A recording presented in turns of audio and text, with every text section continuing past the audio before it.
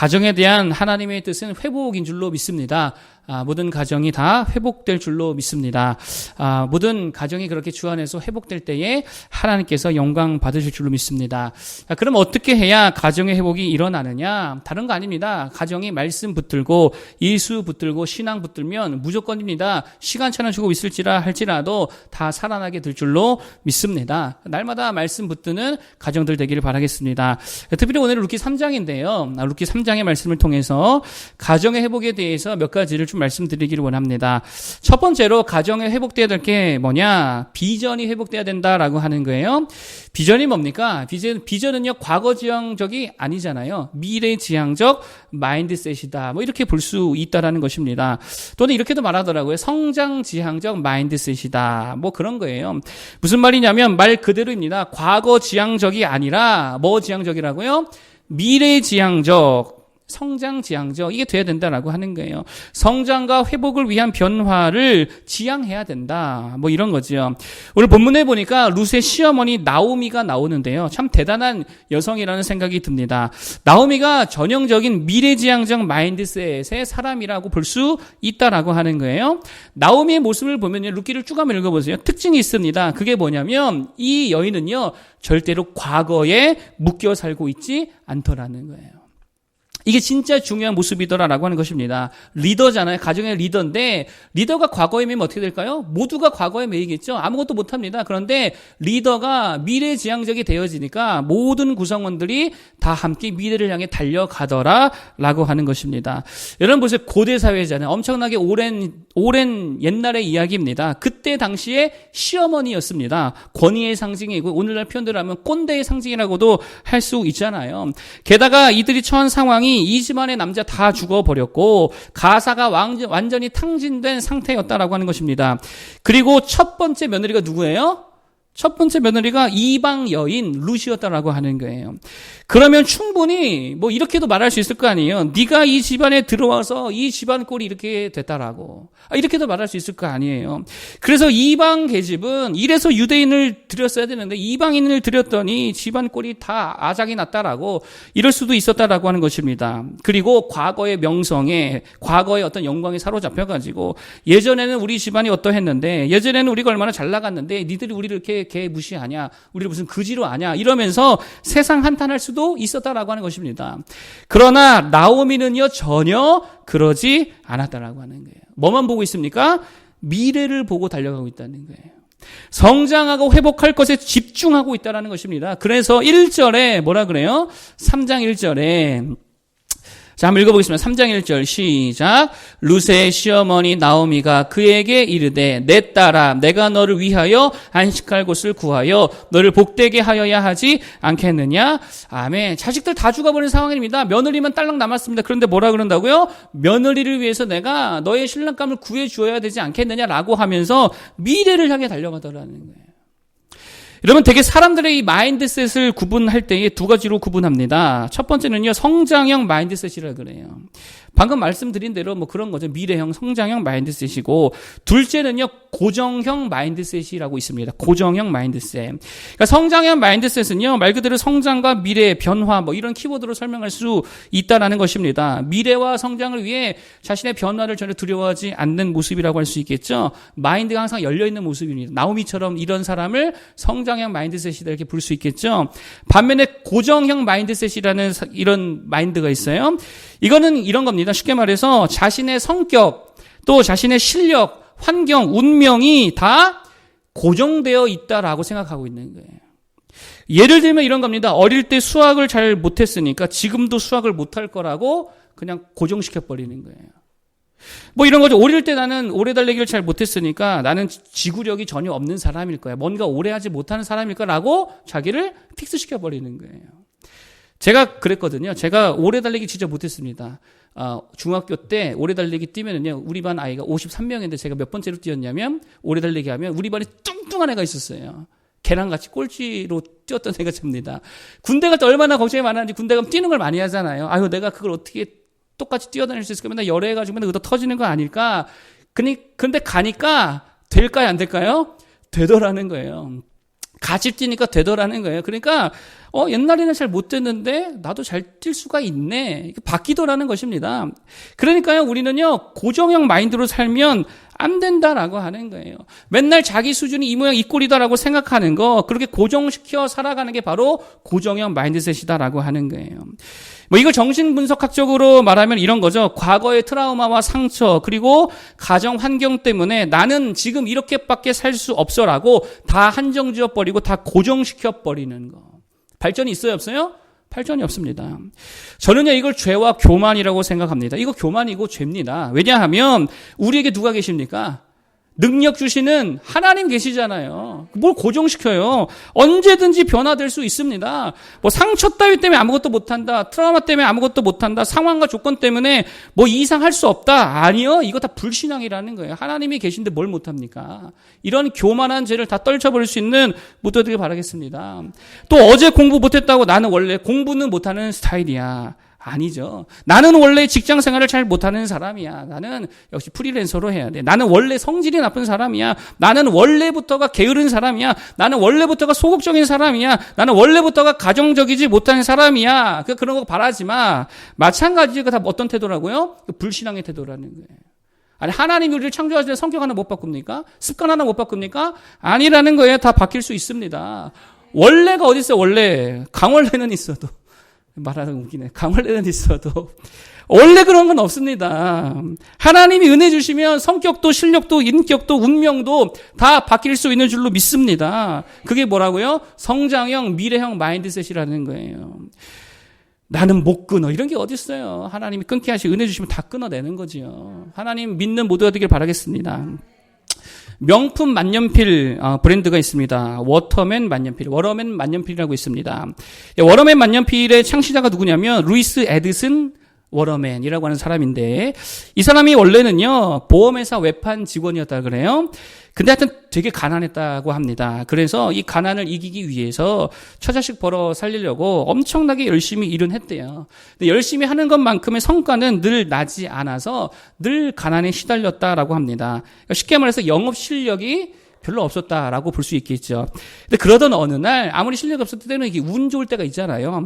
어떤 사람이 와가지고 보험 가입을 하려고 하는데 그 회사의 가장 최고 비싼 상품을 가입하고 계약하려 했다라고 하는, 그게 얼마나 기쁩니까? 드디어 집에 선물도 사갈 수 있고 좀 고기도 사갈 수 있고 조금 풀리겠구나라고 생각하면서 마지막 계약서에 사인을 하려고 할 때에 그 고객에게 가지고 있는 만년필을 줬대요. 자, 사인을 해달라고. 근데 하필이면 그때 사인을 하려고 하는데 잉크가 확 쏟아진 거예요. 그러니까 이게 계약서가 망쳐버린 거죠. 근데 그 사람도 그냥 다른 펜 달라고 해서 하면 되는데, 아니 이따위 펜 하나도 준비하지 못하는 회사랑 나는 거래할 수 없다 그러면서요, 사정을 해도 그냥 그 자리에서 내팽겨치고 나가버렸다라고 하는 거예요. 얼마나 상심이 크겠습니까? 그래가지고 이 사람이 뭐를 개발했다고요? 잉크가 전혀 흘러나오지 않는, 쏟아나오지 않는 만년필을 개발한 것이 워터맨 만년필. 이게 굉장히 명품입니다. 좋다 그러더라고요. 그것을 개발해서 엄청난 부자가 되었다라는 것입니다. 여러분 잘 보세요. 계약이 취소되었을 때에 이 고정형 마인드셋을 가지고 있는 사람이었다라고 한다면 어떻게 했을까요? 이것 보라고. 나는 이렇게 운도 지지리도 없다고. 왜 하필 이때 잉크가 흘러나오냐고. 난 뭐래도 안 된다고 하면서 술이나 먹고 집에 가서 원망이나 하고 보험회사 때려치우고, 이거 만약에 아내가 사줬으면 아내 탓했을 거 아니야. 네가 사준 만년필 때문에 내 인생 망했다 그러면서요. 인생 깨지고 가정 깨지고 그렇게 되었겠지요. 그런데 워터맨 어떻게 했다고요? 성장형 마인드셋을 가지고 있다는 거예요. 미래형 마인드셋. 그래서 만년필을 개발하는 일을 했다라고 하는 것입니다. 그래서 엄청나게 성공했다는 거죠. 여러분 과거에 매이지 말기 바라겠습니다. 아니요, 현재에도 매이지 말라는 거예요. 하나님이 하시면 어떤 일도 일어날 수 있다라는 것입니다. 그래서 정말 우리가 버려야 될 것 중에 하나가 뭐냐면요, 이거예요. 이거 진짜 이거 버려야 됩니다. 원망하는 거. 이거 버려야 됩니다. 이거 진짜 백해무익한 거라는 거예요. 담배보다 더 나쁩니다. 담배보다 더 나쁜 게 뭐라고요? 원망하는 거. 가정에서 정말입니다. 원망하지 말기 바랍니다. 원망이 없어야 미래가 밝다는 거예요.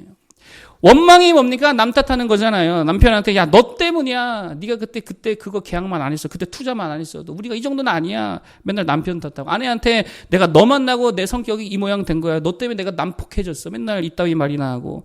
자녀들이 아빠 때문이야. 엄마 때문이야. 또 부모들도 자녀들 때문이야. 너 때문에 내가 이렇게 새까 빠지게 고생하고 있지. 이러면 무조건입니다. 그 가정은 절대로 일어날 수 없다는 거예요. 어떤 분 간증이에요. 이분이 쉽게 말하면 엮이는 가정, 그러니까 좋지 못한 가정 환경에서 자랐다라고 하는 것입니다. 아버지는 성 중독자였대요. 어머니는 관계 중독자였대요. 관계 중독이라는 말이니까 막 맨날 바람 폈다 뭐 그런 얘기겠죠. 그러니 자녀들을 제대로 사랑해주지 못한 가정이었다라는 것입니다. 그런데 이분이 그렇게 말하더라고요. 그런데 그래서 부모님 덕분에 이렇게 하면 가정이 그냥 쫄딱 망한다라고 하는 거를 부모님 때문에 알게 되었다고. 그래서 지금 저는 그렇게 살지 않으려고 해서 되게 행복한 가정을 잘 꾸려가고 있다 그러면서 이걸 깨닫게 해주신 못난 부모님께 참 감사드린다. 여러분 잘 보세요. 원망할 내용이잖아요. 아니 왜 그따위밖에 나를 키워주지 못했을까? 원망할 수 있는데 도리어 반면교사가 되어주심에 대한 감사를 드리고 있다라고 하는 거예요. 그러니 그 가정이 잘 되는 거죠. 여러분 원망하지 말기 바라겠습니다. 과거에 매이지 말기를 바라겠습니다. 미래를 향해 하나님 신앙 붙들고 달려갈 수 있기를 바라겠습니다. 그러면 가정의 행복과 평안과 은혜가 풍성히 임하게 될 줄로 믿습니다. 두 번째로 우리 가정들에게 필요한 게 뭐냐? 역할에 대한 인식이 필요하다는 거예요. 많은 가정이 어려움을 겪는 이유 중에 하나가 뭐냐면요. 자기 역할에 대한 인식이 없습니다. 내 역할이 뭐냐? 아버지로서의 역할이 뭐냐? 어머니로서의 역할이 뭐냐? 남편과 아내로서의 역할에 대한 인식이 너무도 부족하더라라고 하는 거예요. 보아스가 읽어보면 되게 참 좋은 사람이잖아요. 보아스의 문제가 하나 있습니다. 시대적 그 시대의 남자들의 문제라고 볼 수도 있겠죠. 그게 뭐냐? 역할에 대한 인식이 부족하더라는 거예요. 책임의식이라고 볼 수 있겠죠. 책임의식이 부족하더라. 그래서요, 이걸 누가 깨우쳐 주냐면 본문에 보니까 나오미가 이걸 깨우쳐 주더라. 야, 저거 기다렸다가 저거 평생 가도 죽을 때까지 못 깨닫겠구나. 가서 좀 알려줘야겠다. 그래서요, 나오미가 전략 하나를 세우죠. 그게 뭡니까? 2절, 3절 한번 볼까요? 자, 2절, 3절. 룻기 3장 2절과 3절 한번 읽어보겠습니다. 한번 읽어주세요. 시작.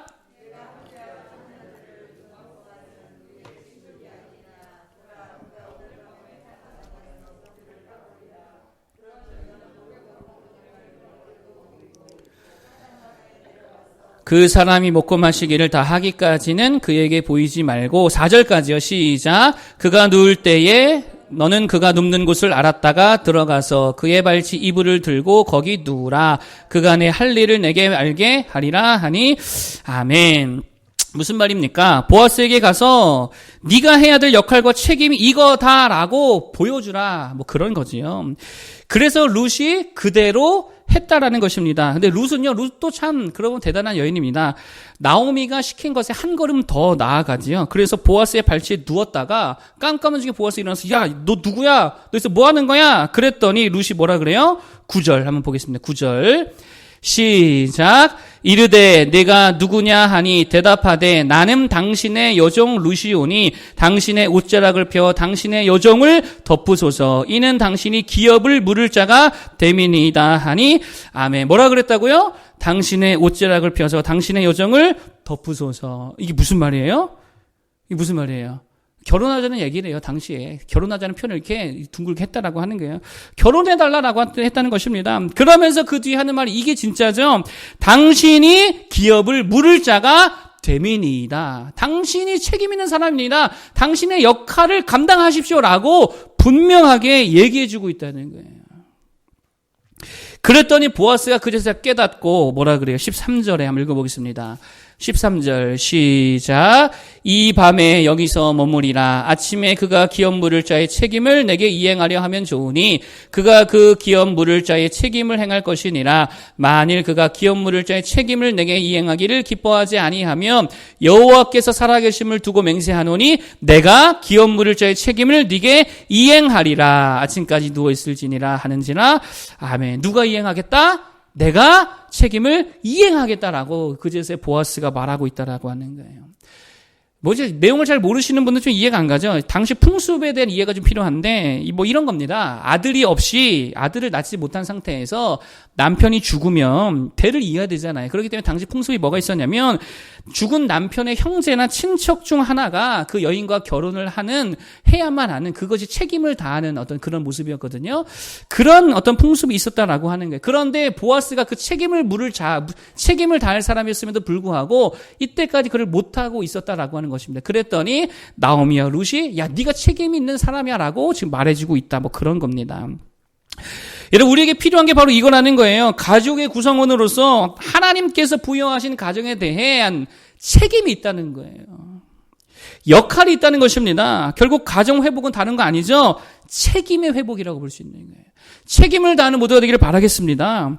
한때 프로이트의 정신분석학이 기독교 안에까지 다 들어와가지고 대유행을 했었죠. 뭐 지금도 어마어마한 영향을 미치고 있습니다. 뭐 이렇게 나쁘다라고 본다기보다는 뭐 한계가 있다라고 저는 보는데 그게 뭐냐면요. 기독교에 들어왔을 때 내적 치유라고 하는 이름으로 엄청난 또 사역들이 많이 일어났었죠. 내적 치유가 뭡니까? 본질은 그겁니다. 상처와 트라우마가 우리에게는 다 무의식 중에 있다는 거예요.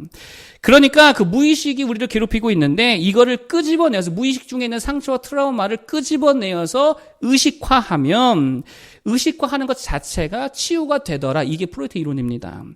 그래서 많은 이들이 상처 치유도 받고 은혜도 많이 받고 그랬다라고 하는 것입니다. 자, 그런데 프로이트의 정신분석학의 한계가 뭐냐면 그게 다였다는 거예요. 그게 다였어요. 무의식 중에 있던 상처와 트라우마를 꺼내긴 했습니다. 의식화했습니다. 아, 내가 이런 것 때문에 상처가 있었구나. 이런 트라우마가 있었구나. 근데 그 이상 안 되더라는 거예요. 여전히 가정의 형편과 여전히 모든 것들은 그냥 그대로더라라고 하는 것입니다. 명확한 한계를 드러냈다라고 하는 거예요. 여러분, 문제는요, 그거죠. 실제로 그 이후에 가정의 변화가 없다는 거예요. 쉽게 말해서 원인은 알았지만, 상처와 트라우마라고는 원인은 알았지만 변화가 없었다는 거예요. 똑같더라는 거예요. 그래서 필요한 게 뭐냐? 책임의식이라는 거예요. 책임의식. 그러면 어떻게 해야 가정 안에서 책임이 회복되어지고 역할이 회복될 수 있겠냐라고 하는 거예요. 여기서 중요한 게 바로 뭐냐면 가정이 뭐냐라고 하는 이 가정의 의미가 먼저 우리 안에 회복돼야 된다는 거예요. 가족이 나에게 어떤 의미가 있느냐, 이것에 대한 의미 회복이 먼저 일어나야 된다는 거예요. 제가 하나 물을게요. 여러분에게 있어서 여러분의 가족은 어떤 의미냐는 거예요. 어떤 의미로 가정을 보고 계십니까? 여러분 반드시 이 질문에 대한 확고한 답이 내려져 있어야 그래야만 내가 그것에 맞는 책임과 역할을 감당하게 된다는 거예요. 가정이 여러분이 어떤 의미가 있어요?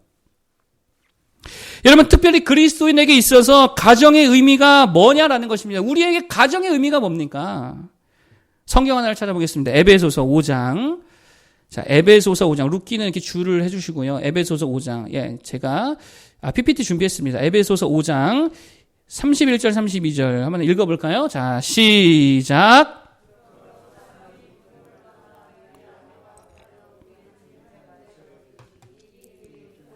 나는 그리스도와 교회에 대하여 말하노라. 아멘. 다시 한번 볼게요. 다시 한번요. 시작. 그러므로 사람이 부모를 떠나 그의 아내와 합하여 그 둘이 한 육체가 될지니 이 비밀이 크도다. 나는 그리스도와 교회에 대하여 말하노라. 아멘. 자, 사람이 부모를 떠나서 그의 아내와 합하여 하나가 되는 게 가정을 이룬다는 거잖아요. 근데 이게 비밀이래요. 어떤 비밀이냐? 이게 바로 그리스도와 교회에 대한 비밀이더라라고 하는 것입니다. 무슨 말이에요? 가정은 곧 뭐냐? 하나님의 나라의 축소판이라는 거예요. 가정이 뭐라고요? 하나님 나라의 축소판이라는 거, 이게 가정의 의미입니다. 우리가 붙들어야 될 가정의 의미입니다. 하나님 나라의 축소판이다. 그러므로 이런 거예요. 여러분 기억하십시오. 가족을 사랑하지 못하면 하나님 절대 사랑 못합니다. 가정을 섬기지 못하면 하나님 섬기지 못합니다. 가정을 품지 못하면 하나님 나라 품지 못합니다. 가정을 버리면 하나님 나라도 버리는 것과 같다는 거예요. 가정이 뭐라고요? 하나님 나라의 축소판이라는, 하나님 나라라는 거예요. 그러므로 우리가 하나님과 그의 나라에 대한 책임이 있다면 믿는 자로서 하나님 나라가 가장 먼저 구해야 될 가치잖아요. 그 하나님 나라에 대한 책임이 있다라고 한다면 동시에 뭐에도 책임이 있습니까? 가정에 대한 책임도 우리에게 있다라고 하는 거예요. 그래서 디모데전서 5장 4절 PPT 준비됐습니다. 한번 읽어볼까요? 디모데전서 5장 4절 시작. 만일 어떤 과부에게 자녀나 손자들이 있거든 저희로 먼저 자기 집에서 효를 행하여 부모에게 보답하기를 배우게 하라. 이것이 하나님 앞에 받으실 만한 것이니라. 아멘. 잘 보세요. 뭐부터 하라고요? 먼저 자기 집에서 효를 행하여 부모에게 보답하기를 배우게 하라. 이걸 먼저 하라는 거예요. 그러니까 이게 가장 먼저 해야 될 하나님 나라의 책임이더라라고 하는 거예요. 누가 먼저라고요? 부모가 먼저고 가정이 먼저래요. 여자친구가 먼저래요? 부모가 먼저래요? 보라고. 누가 먼저래요? 이거 우리가 확실히 해야 돼요. 부모가 먼저예요, 여러분. 부모가 먼저입니다. 불쌍한 이웃이 먼저예요? 내 부모와 가정이 먼저예요? 내 부모와 가정을 불쌍히 여기는 게 먼저라고요. 맨날 불쌍한 사람들은 불쌍히 여기지 말고 그들에게만 뭐 돈 주고 하지 말고 내 부모에게 하고 내 가정에게 형제 자매에게 먼저 행하라는, 이게 우리가 감당해야 될 경건이고 하나님 나라에 대한 첫 번째 책임이라는 거예요. 친구가 먼저다, 부모가 먼저다. 부모가 먼저라고요. 왜요? 가정이 곧 뭐라고요? 하나님의 나라라는 거예요. 여러분, 그러면 그리스도인은 가정에서 어떤 역할과 책임을 다해야 됩니까? 우리가 가정에서 해야 될 책임이 뭐예요? 제사장 역할을 해야죠. 제사장 역할과 선지자 역할을 해야죠. 제사장 역할이 뭡니까? 기도하고 축복해 주는 거잖아요. 그리고 함께 예배하는 거죠. 이게 우리가 가정에서 맡아야 될 책임이라는 것입니다. 여러분, 그래서 가정에 하나님의 축복과 그리스도의 은혜와 성령의 일하심이 넘치도록 해야 할 책임이 우리에게 다 있다라고 하는 거예요. 이게 우리의 역할이고 그리스도인들이 가정에 대한 책임인 줄로 믿습니다. 나오미의 남편 기억하시죠? 엘리멜렉. 이름은 진짜 멋있잖아요. 나의 하나님은 왕이십니다. 결국 이 가문이 근데 몰락한 이유가 뭡니까? 이 가장이라고 하는 사람이 자기 책임을 다하지 않았습니다. 이 가정을 신앙적으로 이끌어야 되잖아요. 예배하는 자리로 이끌어가야 되잖아요. 말씀 있는 자리로 이끌어가야 되잖아요. 어디로 이끌어갔어요? 이방 땅으로 이끌어갔습니다. 이방신 섬기겠습니다. 이방 사람들과 교제했습니다. 그러니 가족이 망해버리죠. 이게 그 책임이었다는 거예요. 우리도 마찬가지라는 것입니다. 축복의 통로라면 어떻게 해야 됩니까? 기도해줘야지. 가정을 왜 기도하고 축복해주고 그리고 다 데리고 나와서 예배드려야죠. 미국의 에델듀 폰드라고 하는 여성이 있었습니다. 미국의 대기업 회장의 장녀였습니다. 얼굴도 얼마나 이쁜지 그때 당시 한 미술가가 그녀의 얼굴을 보고 그랬대요. 당대 최고 미국의 미인이다. 뭐 연예인들도 많았을 텐데 당대 최고의 미녀더라 할 만큼 굉장히 이뻤다라고 합니다. 아버지로부터 엄청난 재산을 상속받았고요. 그리고 후에 누구에게 결혼을 하느냐? 루즈벨트 대통령의 셋째 아들과 결혼하게 되었습니다. 부와 명성과 미모와 지성과 다 갖고 있었습니다. 세상에서 가질 수 있는 모든 좋은 건 다 가진 여자가 누구였냐? 바로 에델드 폰트라고 하는 이 여자였다라고 하는 거예요. 그런데 49살에 자살합니다. 자살할 때 이렇게 말했다 그래요. 내가 인생을 살 만한 뜻과 보람과 의미가 없다고. 못 찾겠다고. 왜 살아야 될지 모르겠다고. 그리고 자살해버렸대. 그렇게 많은 걸 다 가졌음에도 불구하고 의미가 없다 그러면서 자살했대요. 여러분, 반면에 미국의 석유부자 아시죠? 록펠러라고 76세 때에 자신의 아내가 먼저 죽었습니다. 그리고 아내를 먼저 천국에 보낸 후에 아내를 기념해서 시카고 대학교 안에 시카고 교회를 건축하고 봉헌했습니다. 이때 한 기자가 록펠러에게 찾아와서 물었습니다. 당신의 성공 비결이 뭐라고 생각하십니까?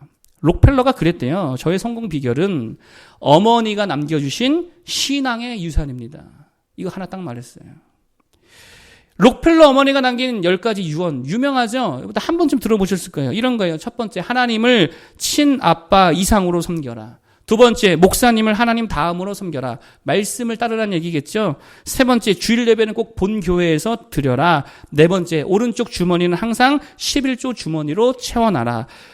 다섯 번째, 아무도 원수 만들지 말고. 여섯 번째, 아침에 목표를 세우고 반드시 기도를 힘써라. 일곱 번째, 잠자리에 들기 전에 하루를 꼭 반성하고 기도로 마무리해라. 여덟 번째, 아침에는 꼭 말씀을 묵상해라. 아홉 번째, 남을 도울 때는 넉넉히 힘껏 도와라.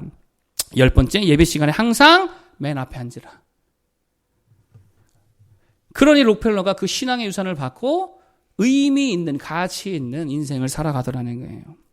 링컨의 어머니 낸시 링컨은 죽을 때 이렇게 유언했습니다. 나는 너에게 물려줄 재산이 하나도 없다. 너는 땅을 가지는 자가 되지 말고 성경을 가지는 자가 되도록 해라. 무슨 말이에요? 하나님 가지라는 거죠. 그랬더니 링컨이 성경 붙들고 성경 소유하며 하나님 소유하며 살았더니 미국을 다 갖게 되더라는 거예요. 여러분, 이게 우리의 책임이다라는 것입니다. 여러분, 아직 부모님이 하나님을 모르십니까? 여러분의 책임을 다하시기 바랍니다. 그 책임이라고요. 자녀들에게 신앙의 태도를 가르치는 거, 이게 우리가 해야 될 책임이라고요. 그 책임을 다할 수 있는 모두가 되기를 바라겠습니다. 그럴 때에 가정의 회복이 시작이 되더라라고 하는 거예요. 마지막 세 번째는 조금 가벼운 얘기를 할게요. 마지막 세 번째 가정에 필요한 게 뭐냐? 좋은 냄새가 회복되어야 된다. 자, 오늘 보아스와 룻이 만나는데 보아스의 마음을 녹인 게 뭐였을까요? 룻이 그렇게 미모가 훌륭했던 것 같지는 않습니다. 훌륭했으면 낮에 만났겠죠. 근데 밤에 만났잖아요. 아마 얼굴이 좀 못생겼던 것 같습니다. 그게 제 생각이에요. 어쨌든 조금 가벼운 얘기라고 했잖아요. 그래서 게다가 보아스와 룻이 만난 게 밤중이었기 때문에 잘 보이지 않았다라는 것이죠. 자, 그런데 그런 상황에서 훨씬 더 극대화된 게 뭐냐면 바로 룻의 좋은 냄새였다는 거예요. 자, 룻에게 뭐가 났냐? 좋은 냄새가 났다는 것입니다. 그게 나오미의 전략이라면 전략이었죠. 그래서 3절인데, 자, 룻기 3장 3절. 다시 한번 읽어보겠습니다. 룻기 3장 3절의 말씀을 다시 한번 자, 읽어보겠습니다. 자, 시작. 그런즉 너는 목욕하고 기름을 바르고 의복을 입고 타작마당에 내려가서 그 사람이 먹고 마시기를 다 하기까지는 그에게 보이지 말고 아멘. 자, 목욕을 하고 그 다음에 뭐를 발라라? 기름을 발라라. 왜 기름을 바르라 그랬을까요? 좋은 향기 나라고. 그러니 한밤중에 보아스가 자다가 일어났는데 발치에 여자가 있어. 얼굴은 잘 보이지 않아. 그래서 누구야? 그랬더니 룻입니다 했는데 뭐가 나요? 향기로운 샴푸 냄새가 나는 거예요. 게임 끝난 거죠. 여러분, 가정에 필요한 게 뭡니까? 좋은 향기가 필요하다는 거예요. 가정에 좋은 향기가 필요합니다. 좋은 냄새가 필요하다는 거예요. 먼저 말 그대로입니다. 진짜 좋은 향기를 가정에서 좀 이렇게 내야지요. 좋은 향기가 나야지요. 근데 집안에서 맨날 나는 냄새가 음식 썩는 냄새에, 음식 뭐 쉬어 빠진 냄새에, 쓰레기 안 치운 냄새, 곰팡이 냄새에, 빨래 쉰내에, 이불에서 꼬린내 나고 막 베개에서 막 침 냄새 나고 화장실에서 담배 냄새 가득하고 그러면 이미 그 가정은요 되게 불리한 지점에서 시작하게 되는 모습이라는 거예요. 아버지 학교나 이게 가정 상담 같은 책들을 보면은요 가정에 참 문제들이 많죠. 와가지고 상담한 내용들이 있는데 그중에 진짜 많은 게 뭐냐면 우리 집 진짜 더럽다는 거예요. 내가 이것 때문에 못 참아가지고 가정 불화가 여기서 다 시작된다라고 하는 남편들이 엄청나게 많다는 거예요. 여러분, 사람은요, 그 마음이요, 사실 되게 시각적인 것을 따르게 되어 있습니다. 그래서 아름다운 걸 보면 마음도 어떻게 돼요? 아름다워져요. 예쁜 걸 보면 예뻐져요. 정돈된 걸 보면 마음이 정돈이 됩니다. 그 실제로 실험을 했습니다. 아름다운 영상을 보여주고 나서 기부하는 어떤 그런 데 이렇게 연결해 줬더니 그렇지 않은 사람들보다 훨씬 더 많은 사람들이 기부에 동참하게 됐다는 거예요. 왜요? 본대로 마음이 따라가니까. 여러분, 마음은 눈을 따라가게 되어 있다는 게. 그러니까 맨 더럽고 냄새나고 썩어가는 환경에 있으면 정말입니다. 마음도요 썩어가고 마음도 쉬어가고 난폭해진다는 거예요. 여러분, 그래서 강력반 형사들이 범인 잡으러 갈 때 노하우 중에 하나가 뭐냐면 일단 제일 더러운 집부터 간다 그러잖아요. 거기 가면 거의 뭐 확률적으로 높아진다는 거죠. 그러니까 여러분, 일단 집안의 향기를 좋게 만들 수 있는 모델들 바라겠습니다. 남자든 여자 똑같이, 이건 뭐 남녀 성 역할을 말하는 것이 아니고 막 똑같은 거죠. 누구라도 집안을 이렇게 향기 좋게 만들 수 있어야 된다는 거예요. 또 한 가지는요, 어떤 향기가 필요하느냐? 말의 향기가 좋아야 된다는 게. 말에도 향기가 있지요. 말의 향기가 좋아야 될 줄 믿습니다. 똑같은 말이라도 어떤 말을 해야 됩니까? 향기 나는 말을 해야죠. 며칠 전에 우리 사모님 없으니까 제가 이 얘기하는 건데, 사모님께서 꿈을 꿨대요. 대학 시절로 돌아갔대요, 꿈에서. 대학 시절이면 저와 이렇게 교제할 때거든요. 근데 제가 꿈에서 다른 여자에게 갔다는 거예요. 그래서, 이거 도대체 평소에 나를 어떻게 생각하는 거지? 그런 생각도 들었는데, 제가 다른 여자한테 갔대요. 그러면서 잠이 깨가지고 막 심장이 아팠다고 그래서 저한테, 심장이 너무 아팠다고 그러더라고요. 그래서 제가 그랬습니다. 아니, 네 심장이 왜 아프냐? 꿈에서 심장을 뭐 맞았니? 내가 그랬어요. 그랬더니 인상이 갑자기 굳어지더라고요. 그렇게 말하면 안 되겠죠? 향기 나는 말을 해야겠죠. 남편이 미워지는 말 넘버 3가 있다라고 합니다. 그러니까 이 말은 남편들이 절대로 하면 안 되는 말이겠죠. 세 번째, 집에 있으면서 너 하는 게 뭐냐? 이 말 절대 하면 안 된다. 이거 하면 막 여자들 열받는데요. 2위, 밥통에 열었는데 밥이 떨어졌대요. 그때에 밥 없어? 이 말 하지 말래요. 밥 없어. 이 말 하지 말래요. 첫 번째. 아주 편하니까 맨날 살만 찌지. 이거 제일 하죠. 제일 듣기 싫어하는 말이래요. 기타로 이 말 하지 말래요. 아내가 요즘에 허리가 아파 그랬더니 어떤 남편이 그랬대요. 야, 네가 허리가 어딨냐. 이런 말 절대 하지 말래요. 그럼 막 열폭하게 된다는 거예요. 제가 이걸 바꿔봤습니다. 이런 상황에서 남편들이 어떻게 말해야 그나마 아내들의 마음을 좀 이렇게 편안하게 해줄 수 있을까? 이거는 제가 한번 생각해 봤는데요. 동의가 될지 모르겠습니다. 첫 번째, 집에 있으면서 하는 게 뭐냐? 이게 보통 정리가 잘 안 되실 때 하는 말이잖아요. 이럴 때는 이렇게 말을 해야 된다라고 하는 거죠. 내가 요새 못 도와줘서 미안해. 이렇게 얘기하는 거예요. 이게 제 생각이에요. 그러면은 좀 좋아지지 않을까. 두 번째, 밥 없어? 라고 말하고 싶을 때 이렇게 말해야 되겠죠? 오늘은 제가 말하면 너무 웃기네. 오늘은 내가 밥 해줄까? 저도 이거 잘 못하는 건데 이러면 좋아하지 않을까 하면 생각해봤어요. 밥이 떨어질 때 오늘은 내가 좀 해줄까? 하면 좀 좋아하지 않을까? 죄송합니다. 저도 잘 못하는 거라서. 세 번째, 아주 편하니까 살만 찌지. 이런 말이 나오고 싶으면 이렇게 말해야 되는 거예요. 요새 스트레스가 많지? 이걸로 스트레스 좀 풀어. 20만 원. 이러면은 얼마나 좋을까? 여자들이 살찌는 걸 다 뭐라 그래요? 저도 동의가 안 되지만 본인들은 그래요. 스트레스 때문이래요. 다. 그러니까 그걸 인정해 줘야죠. 스트레스가 많지? 좀 풀고 와. 20만 원. 그러면 대부분의 아내들은요. 그거 갖고 뭐 살까요? 남편 맛있는 거 해주고 이런 거 사느라 또 돈 쓰겠죠. 그러니까 이런 식으로 말의 향기가 나게 할 때에 관계가 회복이 될 수 있더라는 거예요. 반대도 있습니다. 남편들이 싫어하는 말 5가지가 있대요. 5위 이런 말이래요. 좀 남자답게 좀 굴어라. 이거 싫어한대요. 4위 우리 얘기 좀 해. 이거 되게 공포에 진료한대. 무슨 얘기를 하려고 그러지? 하여튼 싫어한대요. 3위 저 여자가 진짜 예뻐? 이거는 공감이 가요. 진짜 이거는 난감한 질문이에요. 예쁘다고 해도 그렇고 아니 네가 더 예뻐라고 말하기도 좀 그렇고 이게 좀 어렵잖아요. 2위 야 그걸 어떻게 모르니? 그러니까 자기만 몰라줄 때 그걸 어떻게 모르니? 이거 남편들은요 잘 모르거든요. 그러니까 보아서도 모르잖아요. 그러니까 말해줘야 돼요. 1위 신경 쓰지 마. 내가 할게. 어차피 할 줄도 모르면서 무시하는 말. 남편들이 진짜 싫어하고 되게 상처받는 말이래요. 하여튼 말의 향기를 내는 모두가 되기를 바라겠습니다. 마지막 세 번째, 마지막 좋은 향기는 뭐냐면요. 집안의 분위기죠, 분위기. 정말 우리가 좋은 향기를 어떻게 내야 되냐. 분위기를 좋게 해야 된다는 거예요. 가장 좋은 분위기가 뭐냐. 3가지 키워드인데 짧게 말하겠습니다. 편안함과 자유로움과 믿음. 이런 분위기를 만들어줘야 돼. 가정은 이거 3가지가 있어야 된다. 편함과 자유로움과 믿음. 이게 있어야 돼. 이 분위기가 넘쳐야 될 줄 믿습니다. 일단 집은 편해야지요.